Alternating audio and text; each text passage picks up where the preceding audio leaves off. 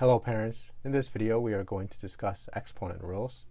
There are tons of good videos that explain the rules related to exponents, so I'm going to go very quickly and not go into too much detail on the different rules. But this video is more about how to assess if your child understands the exponent rules. For example, the following are some of the rules with numbers as bases. For example, 3 squared times 3 cubed is equal to 3 to the 5th. 3 to the 5th over 3 squared is equal to 3 cubed. 3 to the negative 2 is equal to 1 over 3 squared. And 3 to the 0 is equal to 1. And finally, 3 squared to the third power equals 3 to the 6th. One question that's very important in assessing whether your child understands the exponent rules is to ask them, why does this work? So for example, why is it that 3 squared times 3 cubed equals 3 to the 5th? They may know the formula, that this is the same thing as 3 to the 2 plus 3, but why is it 3 to the 2 plus 3? Help your child to prove the formula so that they can remember this in the future.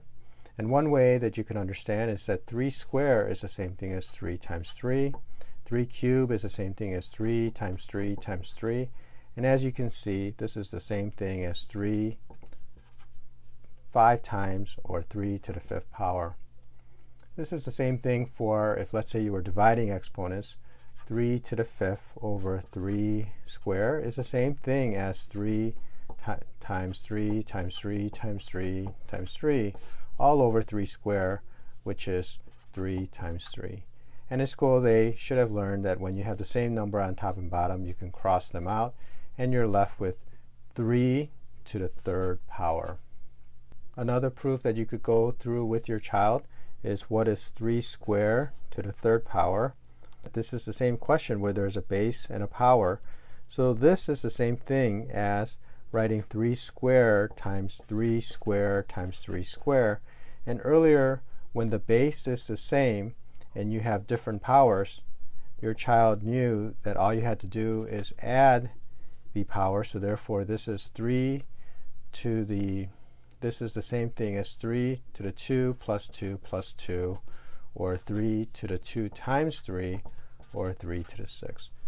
Proving the negative exponents is a little bit more difficult. 3 to the negative 2 is equal to 1 over 3 squared. I'll say this just very quickly. There are other videos that show this in much more detail. We learned earlier that 3 to the 5th is over 3 squared is the same thing as 3 to the 5 minus 2. If, let's just say that we just said that instead of 3 to the 5th, we put 3 to the 0, and we put 3 squared. Well, this is the same thing as 3 to the 0 minus 2, which equals 3 to the negative 2, which is the same thing as 3 to the 1 over 3 squared, because there was an earlier rule that stated that any number to the 0 power is 1. If your child understands these rules, then try bases that are not whole numbers. For example, what is 1/3 squared, or 0.1 cubed, and even something like 2/3 to the negative 2 power. These are good examples to evaluate if your child understands that exponents basically have a base and a power. So whatever is the base, you multiply that by the number of times of the power. So therefore, 1/3 squared is the same thing as 1/3 times 1/3, which equals 1/9. Just like 1.1 cubed is the same thing as 0.1 times 0.1 times 0.1, which equals 0.001. Because 1 times 1 times 1 is 1. There are 3 decimal places, so you move the decimal point over three places.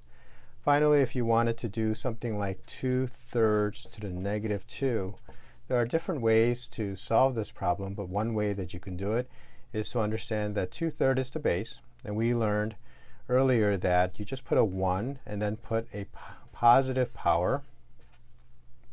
Well, you could say that this is the same thing as 1 over 2 square and 3 square, or 1 over 4 ninths.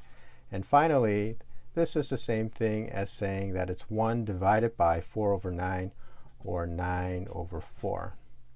Some teachers like to teach a simple rule to say that when there's a negative exponent with a fraction, then you just flip you take the reciprocal and then take the positive. I just prefer that students understand the whole process of how you got from the original problem over to the final answer. Another good question to ask your child are, what would be the result if the base was a negative number? For example, what is negative 2 squared? And understanding that there's a difference between negative 2 squared and negative 2 with a parentheses square.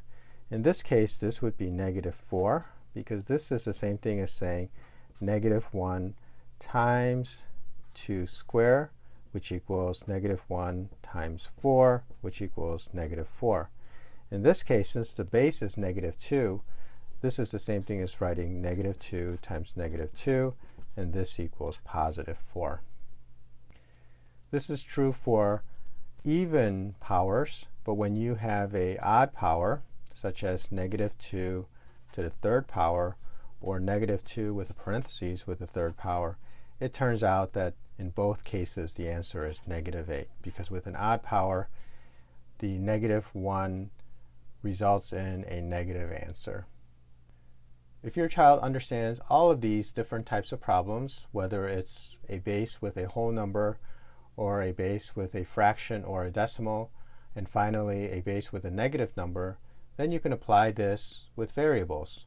So for example, some of the exponent rules for variables is x to the a times x to the b is the same thing as x to the a plus b. X to the a over x to the b is the same thing as x to the a minus b.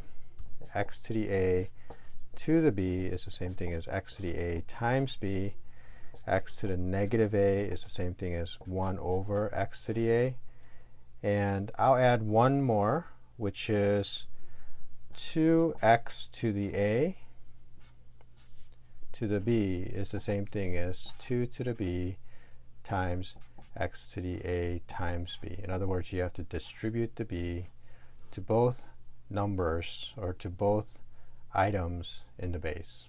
They're both bases. These are some very simple examples of various exponent rules.